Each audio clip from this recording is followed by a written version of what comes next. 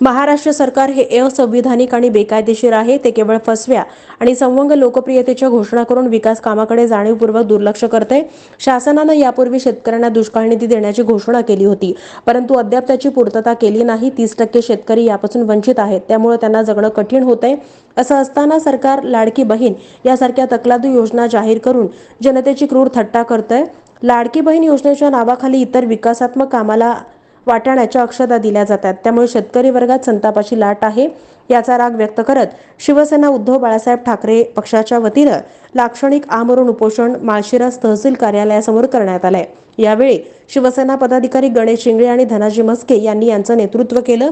या उपोषणास माढा लोकसभा मतदारसंघाचे खासदार धैर्यशील मोहिते पाटील, शिवसेनेचे जिल्हाप्रमुख संभाजी शिंदे आणि उपोषणकर्त्यांना भेट देऊन पाठिंबा दिला आणि सत्ताधारी शासनकर्त्याचा निषेध नोंदवण्यात आलाय।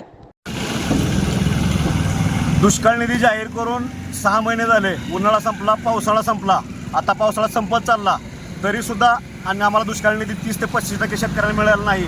मी जरी शिवसेनेचा पदाधिकारी असलो तरी पहिल्यांदा शेतकरी आहे। माझाही दुष्काळ निधी आत्तापर्यंत भेटलेला नाही। माझ्या पूर्ण KYC पूर्ण आहे, सगळं पूर्ण आहे, तरी पण दुष्काळ निधी भेटलेला नाही। हे सरकार लाडक्या बहिणीच्या नादामध्ये आमचा शेतकऱ्यांचा दुष्काळ निधी कुठं गायब केला हेच आम्हाला समजणं आहे। आम्ही एकनाथ दाजींना, अजितदाजींना आणि देवेंद्रदाजींना विनंती करतो, जसं तुम्ही काल तुमच्या बहिणींना की लाडकी बहीण योजना याच्यामध्ये 3-3 हजार रुपये जमा केले, तसेच आमचे तात्काळ दुष्काळ निधीचे जे काय आमचे पैसे असतील 30 ते 35% शेतकऱ्यांचे, ते तात्काळ आम्हाला दुष्काळ निधीचे पैसे आमच्या खात्यावरती जमा करावे ही तुम्हाला विनंती करतो।